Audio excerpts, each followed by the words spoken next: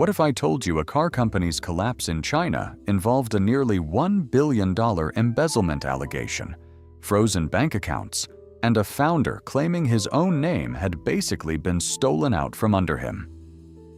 That's not the plot of some straight-to-streaming thriller. That's Saleen, the company behind what plenty of people consider America's first true hypercar. The scandal in China is really just one chapter in a story packed with lawsuits, financial chaos, and enough twists to fill several videos. So let's rewind all the way back to the beginning and walk through how we got here. Before there was a company, there was just a kid from Inglewood, California, with a thing for speed. Steve Saleen's dad bought a Porsche at some point, and that was apparently all it took. He joined the Porsche Owners Club, worked his way up through club racing, and along the way put a Shelby GT350 off a cliff in Turnbull Canyon and spent months recovering. Most people would take that as a sign to slow down. Saleen bought another GT350 for $300 and towed it right back to the same spot for its first drive. That's the kind of stubbornness that ends up either getting you killed or building an empire. And in this case, it built an empire.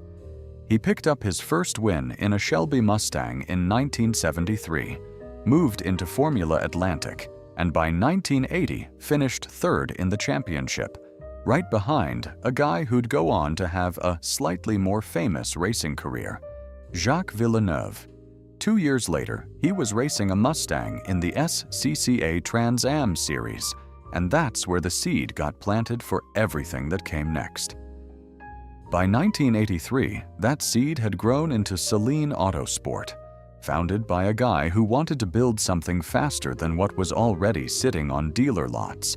And rather than engineer a car from a blank sheet of paper, he took an approach that would define the brand for years. Grab something people already recognized, in this case the Ford Mustang, and turn up every dial. The first cars rolled out in 1984, and limited doesn't even begin to describe it. Only 3 were built that year. But Saleen wasn't messing around for long. By 1985, the company had fitted the first certified supercharger onto a production Saleen Mustang, delivered to a dealership in New Hampshire, and this wasn't just any supercharger setup. It was the first centrifugal unit used on a late-model Mustang. That's the kind of move that gets a small tuning outfit noticed. And here's a fun bit of trivia that stuck around for decades. That same year, Saleen's secretary miscounted the vehicles produced and accidentally skipped bumper number 6. Rather than fix the mistake, Saleen just decided to never issue a number 6 on any car again. 40 years later, that quirk is still part of the brand's identity. Racing helped seal the reputation. In 1986, Saleen jumped into the Sports Car Club of America series with a race-ready Mustang, and a win at the 24 Hours of Mosport turned into rocket fuel for the company's motorsport ambitions for the rest of the decade.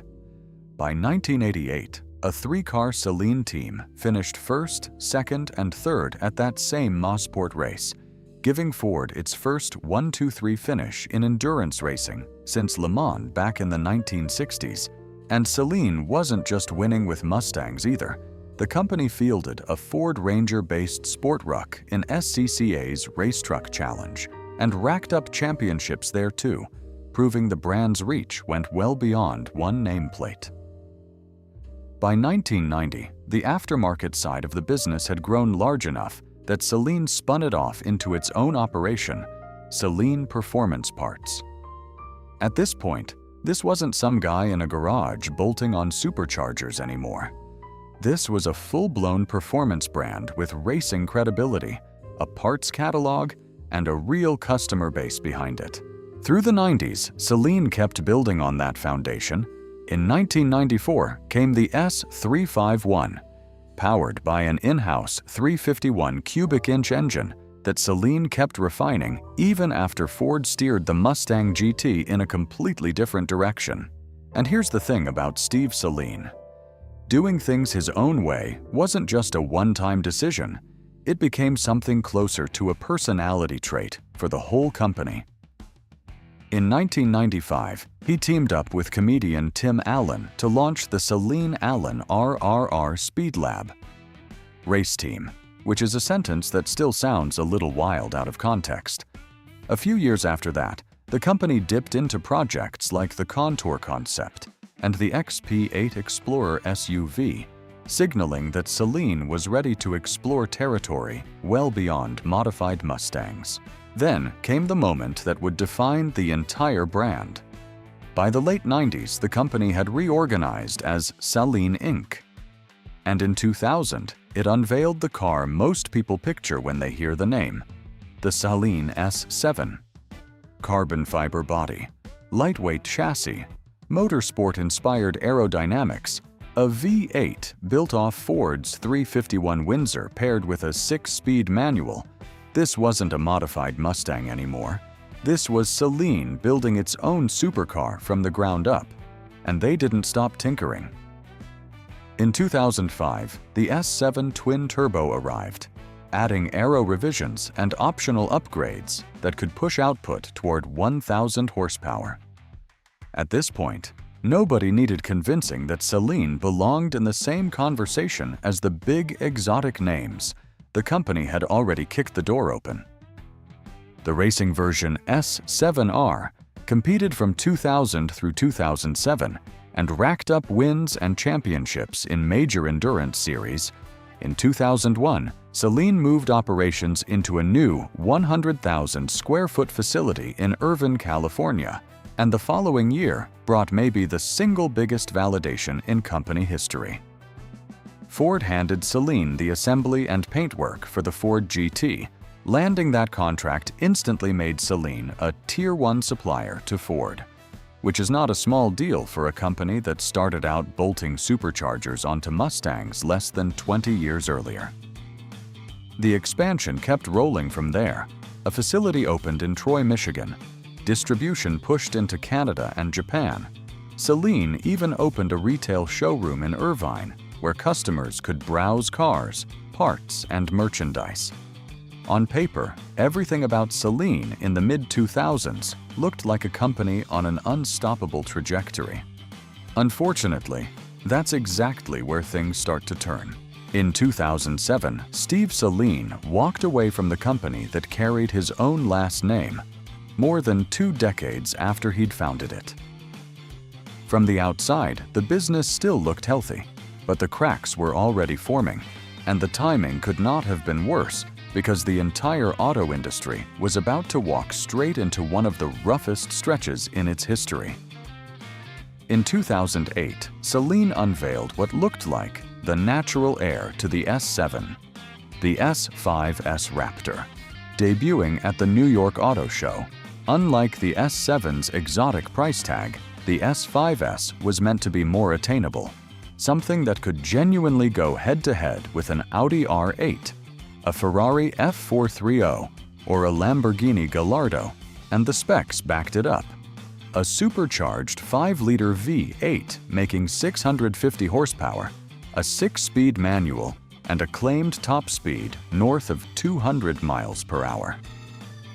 For a moment, it looked like Saleen might have another hit lined up. Then reality showed up uninvited. The financial crisis hit right as the S5S was gearing up. Automakers everywhere were scrambling, and Saleen's own finances were already shaky. By 2009, much of the company's assets had been sold off to MJ Acquisitions, and the S5S, despite all the buzz surrounding it, never made it to production. If you thought that was messy, the next few years somehow got even more complicated. Steve Saleen found himself in the strange position of not owning the rights to his own name. Through 2010 and 2011, Saleen-branded Mustangs were being built by Revstone, the company that now held those rights, while Steve Saleen sold cars under the SMS badge instead. It took until the end of 2011 for an agreement with Ford and Revstone to hand control of the brand back to him. For a little while, it genuinely seemed like the company might settle down, Saleen went public in 2013 through a reverse merger, with plans to consolidate manufacturing and paint operations onto one Southern California campus. The company even built an electric performance version of the Tesla Model S, called the 416. But behind the scenes, the debt problem never went away. By the end of 2014, reports were already circling about serious financial strain and possible bankruptcy, and in a scramble for capital, Saleen offered investors who put in over $1 million an actual Mustang as an incentive. By 2016, the strain was impossible to hide. 2 Ford dealerships went public with complaints about delayed Saleen Mustang deliveries. One dealer in Texas filed a lawsuit over breach of contract and fraud, saying cars showed up months late and missing thousands of dollars in promised modifications. A dealer in Tennessee waited over a year for a single vehicle that basically vanished somewhere between California and its destination, and the general manager there openly admitted he had no clue where the car actually was, joking that he might have to fly out and track it down himself. Of all the phrases a performance car company doesn't want attached to its name, missing Mustang has to be near the top of the list. Steve Saleen pushed back publicly, calling the lawsuit somewhat frivolous and insisting demand for the cars was strong, though he did admit the company needed more funding. And that need for cash is exactly what set up the next chapter, arguably the most controversial one in the whole story. In 2017, Saleen partnered with a businessman named Charlie Wang to launch Jiangsu Saleen Automotive Technology in Rugao, China. The pitch sounded simple enough: break into the massive Chinese market, ramp up production, open new revenue streams, and give the company the financial stability it desperately needed. Here's the part that makes the whole thing feel almost inevitable. In hindsight, though, Charlie Wang wasn't some random investor stumbling into the car business. He'd previously run Hybrid Kinetic Motors until its own founder sued him over shares reissued under Wang's control, and after that, he founded GreenTech Automotive, which went bankrupt. So by the time Wang showed up with a plan to build a Saleen empire in China, he already had a track record, just not the kind you'd want backing your company. And the scale of what was proposed was still enormous. Huge investment, sprawling production facilities, and forecasts throwing around numbers in the hundreds of thousands of vehicles per year. Wang talked about building something that could go toe-to-toe with established luxury performance brands, a vision that stretched far beyond a niche American sports car maker. The venture rolled out a handful of vehicles, including an updated S7 called the S7 Le Mans, a crossover called the Mac, and a small electric city car called the Mai. Despite all that investment, actual sales were almost non-existent. Only 27 units had been sold by April of 2021. That number crept up to just 31 by May of 2022. Rough numbers on their own, but they turned out to be the least of the company's problems. In 2020, the entire operation started to unravel. A former senior legal manager at the company came forward publicly accusing Charlie Wang of inflating the value of the technology and misusing state funds. A state-owned investor reportedly launched audits, dug through company records, and eventually escalated the matter to authorities. What followed was about as bad as it gets. Chinese courts seized assets, froze bank accounts, shut down factories, and expelled foreign staff, effectively grinding the entire venture to a halt. Even the Shanghai office, which had only recently opened its doors, got shut down as part of the crackdown. Eventually, Chinese authorities alleged Wang had embezzled close to $1 billion in state funds. Wang denied all of it and later called the whole thing persecution, but by then the damage was already done.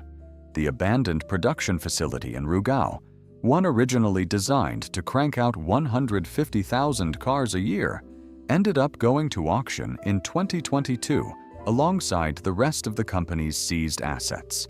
A facility built for six-figure annual production sold off in a courtroom auction. That's about as clean a symbol of the whole disaster as you could ask for.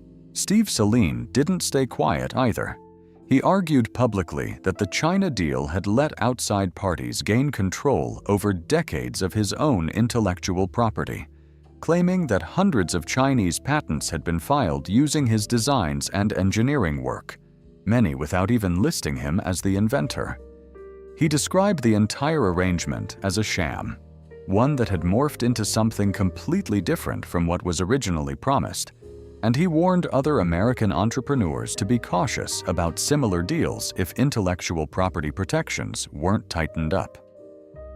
Just like that, the dream of Saleen becoming a major player in China had completely fallen apart. For a while, nobody really knew what came next for the company. The fallout from China left Saleen facing yet another uphill climb, but somehow it kept going. In 2023, the brand celebrated its 40th anniversary with a special SA40 model built on the Mustang platform. Around that same stretch, Saleen also kept chipping away at something bigger, the S1, a fully original mid-engine sports car, not a modified Mustang or a reworked Tesla, but a ground-up Saleen design.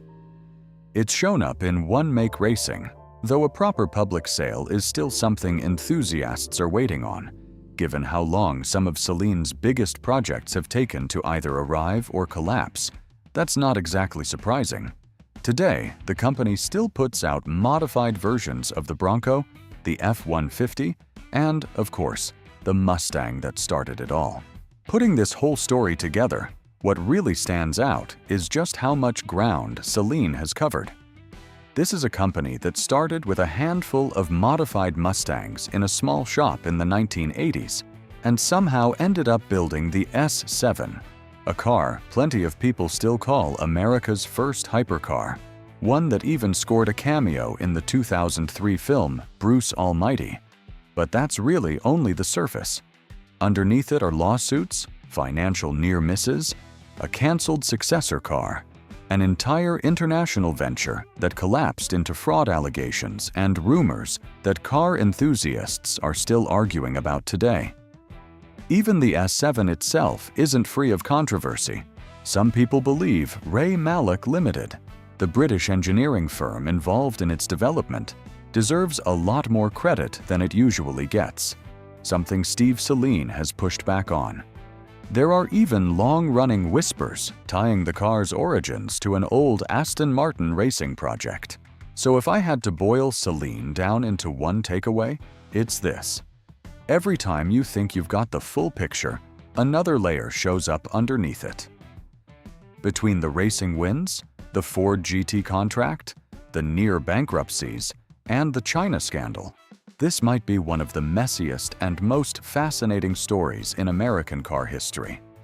If you've got thoughts on this story, drop them in the comments.